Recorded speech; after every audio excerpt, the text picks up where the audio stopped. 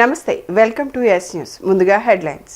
ఆంధ్రప్రదేశ్లో engineering common entrance test ఫలితాలు విడుదల. ఎక్స్ వేదికగా ఫలితాలను వెల్లడించిన మంత్రి నారా లోకేష్. రామలింగేశ్వర్ నగర్ చేపల మార్కెట్ వద్ద చిరు వ్యాపారులు పూలు, పండ్లు, నిత్యావసరాలు విక్రయించుకుంటూ జీవనం సాగిస్తున్నారని అన్న ఎమ్మెల్యే గద్దె రామ్మోహన్. ప్రముఖ పుణ్యక్షేత్రం ఇంద్రకీలాద్రిపై మే 12న నిర్వహించనున్న హనుమాన్ జయంతి వేడుకలు. ఆంధ్రప్రదేశ్లో ఇంజనీరింగ్ కామన్ ఎంట్రన్స్ టెస్ట్ ఫలితాలు విడుదలయ్యాయి. రాష్ట్ర విద్యాశాఖ మంత్రి నారా లోకేష్ శుక్రవారం ఈ ఫలితాలను ఎక్స్ వేదికగా అధికారికంగా ప్రకటించారు. ఈ పరీక్షలో మొత్తం 91.72% ఉత్తీర్ణత నమోదైనట్లు వెల్లడించారు. ఈ ఏడాది ఏప్రిల్ 23న రాష్ట్ర వ్యాప్తంగా నిర్వహించిన ఈ ప్రవేశ పరీక్షకు మొత్తం 32,434 మంది విద్యార్థులు హాజరు కాగా వారిలో 29,750 మంది అర్హత సాధించారు. ఈ సెట్లో అర్హత సాధించిన విద్యార్థులందరికీ మంత్రి లోకేష్ శుభాకాంక్షలు తెలిపారు. ఫలితాల విడుదల ప్రక్రియ పూర్తవడంతో త్వరలోనే అడ్మిషన్ల కౌన్సిలింగ్ షెడ్యూల్ను ఉన్నత విద్యా మండలి విడుదల చేయనుంది. విద్యార్థులు తదుపరి ప్రకటనల కోసం అధికారిక వెబ్సైట్ను గమనిస్తూ ఉండాలని అధికారులు సూచించారు. ప్రజా సమస్యల పరిష్కారమే ధ్యేయంగా కూటమి ప్రభుత్వం కృషి చేస్తోందని విజయవాడ ఎంపీ కేశినేని తెలిపారు. ముఖ్యమంత్రి చంద్రబాబు నాయుడు మరియు మంత్రి లోకేష్ సూచన మేరకు ప్రజా దర్బార్ కార్యక్రమం నిర్వహించడం జరుగుతుందని, గత ప్రభుత్వంలో ఎవరూ ప్రజల దగ్గరకు వెళ్లింది లేదని విమర్శలు గుప్పించారు. విజయవాడలో డ్రైనేజీ మరియు కొండ ప్రాంత ప్రజల సమస్యలు త్వరలో తీరబోతున్నాయని ఆయన ఉద్ఘాటించారు. విజయవాడ పశ్చిమ నియోజకవర్గం 45వ డివిజన్ నందు జరిగిన ప్రజా దర్బార్ కార్యక్రమంలో ఎంపీ కేశినేని చిన్ని పాల్గొన్నారు. ఈ సందర్భంగా ఆయన మాట్లాడుతూ ముఖ్యమంత్రి చంద్రబాబు మరియు మంత్రి లోకేష్ సూచన మేరకు ఈ ప్రజా దర్బార్ కార్యక్రమం జరుగుతుందని, ప్రజా సమస్యల పరిష్కారం కోసం కూటమి ప్రభుత్వం కృషి చేస్తోందన్నారు. విజయవాడలో ఉన్న సమస్యలు అన్నిటిపై ముఖ్యమంత్రికి, జిల్లా కలెక్టర్ మరియు ప్రజా ప్రతినిధులు అందరం కలిసి తీసుకువెళ్లామని, ముఖ్యమంత్రి చంద్రబాబు సానుకూలంగా సమస్యలన్నిటిపై స్పందించారన్నారు. విజయవాడలో డ్రైనేజీ మరియు కొండ ప్రాంత ప్రజల సమస్యలు త్వరలో తీరబోతున్నాయని, పెన్షన్స్ పై ప్రభుత్వం కొత్త పాలసీ తీసుకురాబోతోందన్నారు. సమస్యల పరిష్కారానికి మీ అందరి ప్రభుత్వం ముందు ఉంటుందని, మేము చెప్పిన సంక్షేమ పథకాలు అన్నీ ఒక్కొక్కటిగా చేశామని చెప్పుకొచ్చారు. గత ప్రభుత్వంలో ఎవరూ ప్రజల దగ్గరకు వెళ్లింది లేదని, ప్రజలంతా ఈ ప్రభుత్వాన్ని ఇది మంచి ప్రభుత్వం అంటున్నారన్నారు. గౌరవ ముఖ్యమంత్రి నారా చంద్రబాబు నాయుడు గారు, గౌరవ యువనేత నారా లోకేష్ గారి ఆధ్వర్యంలో ఆదేశాలతో ప్రతి వారం జరిగే గ్రీవియన్స్ ఇవాళ ఇక్కడ జరగటం, ఇవాళ నేను కూడా కార్యక్రమానికి రావటం, ఇక్కడ అందరినీ తెలుగుదేశం నాయకులు, కార్యకర్తలు, పాలిట్ బ్యూరోలో ఉన్నవాళ్ళు, జాతీయ రాష్ట్ర కమిటీలో ఉన్నవారు, అంతేకాకుండా అందరూ కూడా ఇవాళ ఇక్కడ ఈ గ్రీవియన్స్ రావడం చాలా ఆనందంగా ఉంది. ప్రతి వారం జరిగే ఈ గ్రీవియన్స్ ప్రతి వార్డులోనూ పెట్టి అక్కడ ప్రజా సమస్యలను పరిష్కరించడంలో అధికారులతో కలిసి సమన్వయం చేసుకుంటా ప్రజలకున్న సమస్యలను పరిష్కరించడంలో మేము ముందుకు వెళ్తున్నాం. పశ్చిమ నియోజకవర్గంలో చాలా మంచి రెస్పాన్స్ ఉంది గ్రీవియన్స్కి. మొన్న కూడా గ్రీవియన్స్ జరిగితే 453 అప్లికేషన్లు, లాస్ట్ వారం గ్రీవియన్స్లో అంతకుముందు 350 అప్లికేషన్లు వస్తున్నాయి. తప్పకుండా అధికారులు వారి దగ్గరికి వెళ్ళి వాళ్ళ సమస్యలను పరిష్కరించే విధంగా ఈ మంచి ప్రభుత్వం పాలన జరుగుతుంది. ప్రజల వద్దకు పాలన అనే విధంగా ఈ గ్రీవియన్స్ ప్రజల వద్దకే వాళ్ళ సమస్యలను తెలుసుకునే విధంగా ముందుకు జరుగుతుంది. ఇక చూస్తే సుమారు విజయవాడ నగరంలో ఉన్న సమస్యలన్నీ గత వారం ఎమ్మెల్యేలు, ఎంపీగా, కలెక్టర్ గారు, కమిషనర్ గారు అందరం కూడా గౌరవ ముఖ్యమంత్రి వారి దృష్టికి తీసుకువెళ్ళాం. వారు చాలా సానుకూలంగా స్పందించారు.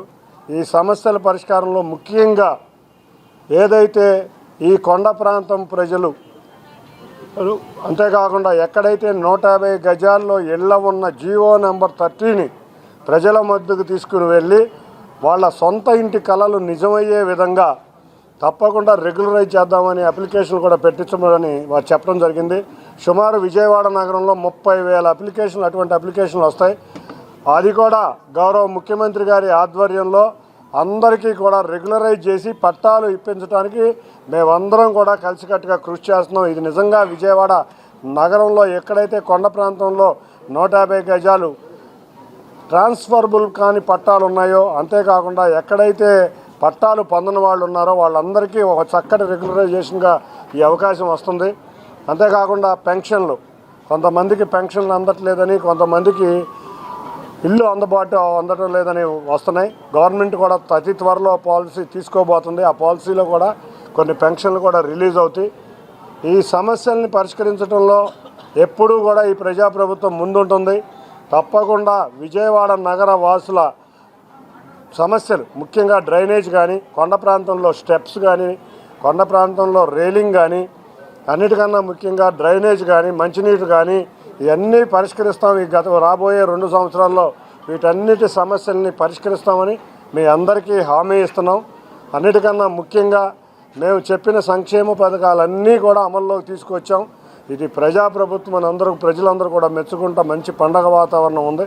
తప్పకుండా మీ సమస్యలు పరిష్కరించడంలో మేమందరం కలిసికట్టుగా కృషి చేసి ఈ నగరానికి ఉన్న సమస్యలను అతి త్వరలో తీరుస్తామని తెలియజేసుకుంటూ ఇవాళ వచ్చిన అందరికీ కూడా ధన్యవాదాలు. Thank you. ప్రజా సమస్యల పరిష్కారమే కూటమి ప్రభుత్వ లక్ష్యమని టీడీపీ యువ నాయకులు బోండా సిద్ధార్థ తెలిపారు.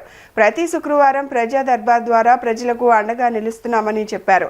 గత 5 సంవత్సరాల కాలంలో ప్రజలు తెలిపిన సమస్యలు, ఫిర్యాదులను అప్పటి స్థానిక ఎమ్మెల్యేలు, మంత్రులు, కార్పొరేషన్ అధికారులు పట్టించుకోలేదని విమర్శలు గుప్పించారు. సింగనగర్లోని సెంట్రల్ నియోజకవర్గ శాసనసభ్యుల వారి కార్యాలయంలో ప్రభుత్వ విప్, విజయవాడ సెంట్రల్ నియోజకవర్గ శాసనసభ్యులు బోండా ఉమామహేశ్వరరావు ఆదేశానుసారం ప్రతి శుక్రవారం నిర్వహించే ప్రజా దర్బార్ కార్యక్రమం నిర్వహించబడింది. ఈ కార్యక్రమంలో తెలుగుదేశం పార్టీ యువ నాయకులు బోండా సిద్ధార్థ పాల్గొని ప్రజల నుండి నేరుగా వినతి పత్రాలు స్వీకరించారు. ప్రజలు ఎదుర్కొంటున్న పలు సమస్యలను అధికారులతో సమన్వయం చేసి అక్కడికక్కడే సత్వర పరిష్కారానికి చర్యలు తీసుకోవడం జరిగింది.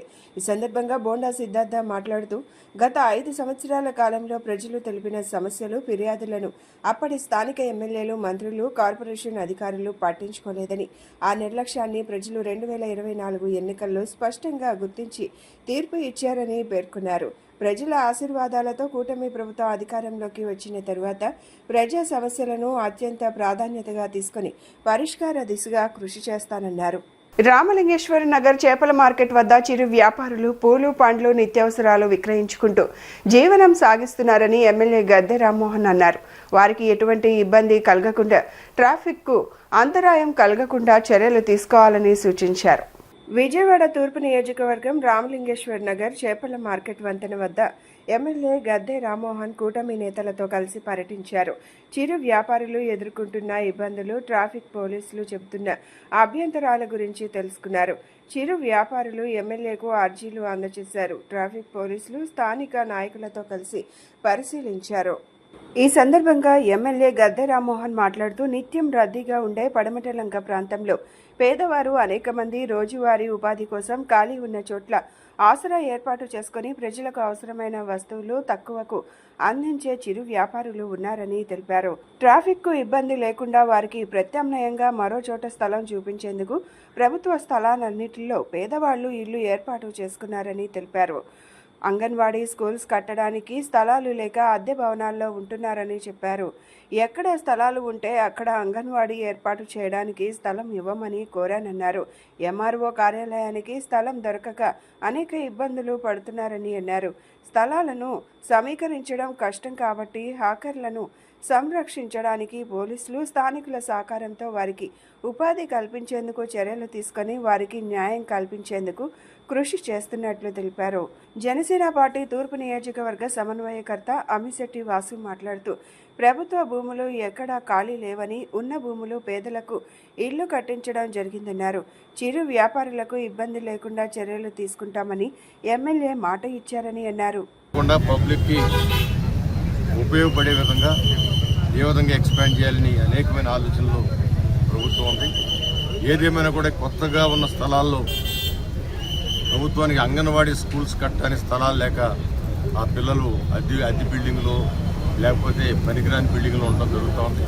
దానికోసం నేను కలెక్టర్ దగ్గర మీటింగ్ కూడా జరిగింది. అంగన్వాడీ పిల్లలకి ఎక్కడ స్థలాలు ఉంటే అక్కడ ఆ పిల్లల స్కూల్ ఏర్పాటు చేయడానికి ఇవ్వమని, అదేవిధంగా మనకి పట్టమట్టాలు అయితే ఎంఆర్ఓ గారు ఆఫీస్ కార్యాలయం స్థలం ద్వారా అనేకమైన ఇబ్బందులు జరుగుతుంది. అందుకని ఈ స్థలాలని సమీకరించడం కష్టం కాబట్టి ఆ రోడ్ల మీద ఉన్న ఆకర్షణని రక్షించడానికి, సంరక్షించడానికి పోలీస్ సహకారంతోనూ పబ్లిక్ సహకారంతో వాళ్ళకి ఏదైనా అవకాశాలు ఉన్నాయి చూడాలని చెప్పి ఒక ఆలోచన కూడా ఉన్నాయి. వీటన్నిటినీ ఈ క్రమబద్ధీకరించడానికి అవకాశం లేని పరిస్థితుల్లో పేదవారు కెమెరాలు చేస్తున్నారు కాబట్టి అది వారికి ఇబ్బంది లేకుండా ఇటు పబ్లిక్ ఇబ్బంది లేకుండా చేయాల్సిన అవసరాల్ని అది కూడా వారు ఇచ్చే రిప్రజెంటేషన్ ఇచ్చారు. దీన్ని చూసి పరిశీలనలో అధికారులకు ఇచ్చి పరిశీలన చేసి వీళ్ళందరికీ ఎక్కడైనా ఉపాధి కల్పించవచ్చు ఆలోచన చేయడం, ఉన్న చోట వాళ్ళు వ్యాపారం చేసేటట్టుగా వాళ్ళు సహకరించడం, ఈ 2 మార్గాలు ఉన్నాయి. ఆ మార్గాలను చూసి అన్వేషించి వాళ్ళకి న్యాయం చేయడానికి ప్రయత్నం చేస్తాం. తెలుగుదేశం పార్టీ పెనమలూరు ఎమ్మెల్యే బోడే ప్రసాద్ మరోసారి తన మానవత్వాన్ని చాటుకున్నారు. కృష్ణా జిల్లా కంకిపాడు జాతీయ రహదారిపై ఆగి ఉన్న లారీని ద్విచక్ర వాహనం ఢీకొట్టింది. ఈ ఘటనలో భార్యాభర్తలకు తీవ్ర గాయాలయ్యాయి.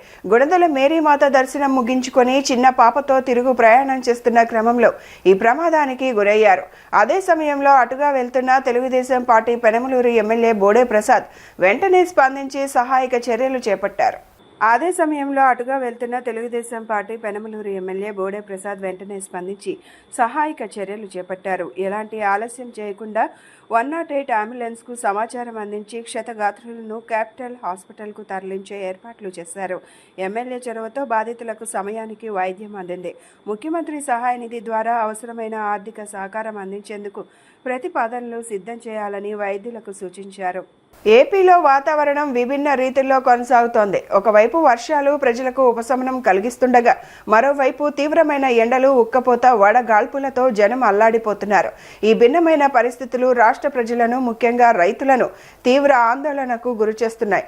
ట్రోపో ఆవరణంలోని గాలుల ప్రభావంతో రానున్న 2 రోజుల పాటు రాష్ట్రంలోని పలు జిల్లాల్లో పిడుగులతో కూడిన తేలికపాటి వర్షాలు కురిసే అవకాశం ఉందని విపత్తుల నిర్వహణ సంస్థ వెల్లడించింది. ఈ భిన్నమైన పరిస్థితులు రాష్ట్ర ప్రజలను, ముఖ్యంగా రైతులను తీవ్ర ఆందోళనకు గురిచేస్తున్నాయి. ట్రోపో ఆవరణంలో గాలుల ప్రభావంతో రానున్న 2 రోజుల పాటు రాష్ట్రంలోని పలు జిల్లాల్లో పిడుగులతో కూడిన తేలికపాటి వర్షాలు కురిసే అవకాశం ఉందని విపత్తుల నిర్వహణ సంస్థ వెల్లడించింది. అల్లూరి సీతారామరాజు, పోలవరం, విశాఖపట్నం, అనకాపల్లి, కాకినాడ, కోనసీమ, ఉభయ గోదావరి, ఏలూరు, కృష్ణా, ఎన్టీఆర్, చిత్తూరు, తిరుపతి, కడప, శ్రీ సత్యసాయి జిల్లాల్లో అక్కడక్కడ వర్షాలు పడొచ్చని అధికారులు తెలిపారు. ఉరుములు, మెరుపుల సమయంలో ప్రజలు, రైతులు, పశువుల కాపర్లు చెట్ల కింద, పొలాల్లో ఉండకూడదని, సురక్షిత ప్రాంతాల్లో ఆశ్రయం పొందాలని సూచించారు. కుటుంబ సమేతంగా చూడదగ్గ చిత్రం గోదావరి గట్టుపైన సినిమా అని దర్శకుడు సుభాష్ చంద్ర, నిర్మాత అభినయ్, హీరో సుమంత్ ప్రభాస్, హీరోయిన్ నిధి తెలిపారు. గోదావరి గట్టు మీద చల్లని గాలి పీల్చుకున్నంత ప్రశాంతంగా ఈ సినిమా సాగుతుందని చెప్పారు. క్యాపిటల్ సినిమాస్లో గోదావరి గట్టుపైన రివ్యూ ప్రదర్శించబడింది. Suresh movies distributor M Bhagavan, capital cinema general manager Lokesh సినీ ప్రేక్షకుల మధ్య సినిమా వీక్షించారు. ఈ సందర్భంగా వారు మాట్లాడుతూ గత కొంతకాలంగా గ్రామీణ నేపథ్యంలో వచ్చే సినిమాలకు ఆదరణ పెరుగుతోందని, ఆ కోవలోనే వస్తుంది గోదావరి గట్టుపైన సినిమా వస్తుందన్నారు. ప్రధానంగా గోదావరి తీరంలోని మనుషుల భావోద్వేగాలు, అక్కడి అందాలు, ఒక సామాజిక ఇతివృత్తం చుట్టూ తిరుగుతుందన్నారు. ప్రధానంగా హీరో సుమంత్ ప్రభాస్, హీరోయిన్ నిధి పల్లెటూరి వాతావరణానికి తగ్గట్టుగా నటించారన్నారు. సినిమా కథ మొత్తం గోదావరి గట్టు చుట్టూ ఉన్న ఒక చిన్న పల్లెటూరులో నిర్మించారన్నారు. పల్లెటూరి స్వచ్ఛత, అక్కడి మనుషుల మధ్య ఉండే ప్రేమానురాగాలు, అదే సమయంలో వారి మధ్య తలెత్తే విభేదాలను దర్శకుడు చాలా సహజంగా చూపించే ప్రయత్నం చేశారు. ఆ నటీనటులు అందరూ కొత్తవారైనా చాలా సహజంగా నటించారని, ముఖ్యంగా హీరో హీరోయిన్ల మధ్య కెమిస్ట్రీ పల్లెటూరి ప్రేమ కథను గుర్తు చేస్తుందన్నారు. పాటలు వినసొంపుగా ఉన్నాయని, సెకండ్ హాఫ్లో వచ్చే కొన్ని సెంటిమెంట్ సీన్స్ ప్రేక్షకులను కట్టిపడేస్తాయన్నారు. గోదావరి గట్టు మీద చల్లని గాలి పీల్చుకున్నంత ప్రశాంతంగా ఈ సినిమా సాగుతుందని, కుటుంబంతో కలిసి చూడదగ్గ చిత్రమన్నారు. కామెడీ బాగుంది, స్టోరీ కూడా కొత్తగా ఉంది, బాగుంది. టైంలో మంచిగా చూడాల్సిన సినిమా మూవీ ఇది, చాలా బాగా తీశాడు. సో ఇంకా చూద్దాం, ఇంకా నెక్స్ట్ ఏమంటారు. యా, సినిమా బాగుంది, చూడాలి సెకండ్ హాఫ్ ఎట్లా ఉంటుందో. ఇదంతా బాగుంది. నువ్వు కూడా ఒకసారి బాగానే పెర్ఫామ్ చేశారు, కామెడీ కూడా బాగానే ఉంది. బులెటిన్ ముగించే ముందు హెడ్లైన్స్ మరొకసారి. ఆంధ్రప్రదేశ్లో ఇంజనీరింగ్ కామన్ ఎంట్రన్స్ టెస్ట్ ఫలితాలు విడుదల. ఎక్స్ వేదికగా ఫలితాలను వెల్లడించిన మంత్రి నారా లోకేష్. రామలింగేశ్వర్ నగర్ చేపల మార్కెట్ వద్ద చిరు వ్యాపారులు పూలు, పండ్లు, నిత్యావసరాలు విక్రయించుకుంటూ జీవనం సాగిస్తున్నారని అన్న ఎమ్మెల్యే గద్దె రామ్మోహన్. ప్రముఖ పుణ్యక్షేత్రం ఇంద్రకీలాద్రిపై మే 12న నిర్వహించనున్న హనుమాన్ జయంతి వేడుకలు. ఇవి ఈనాటి bulletin updates. Keep watching yes news.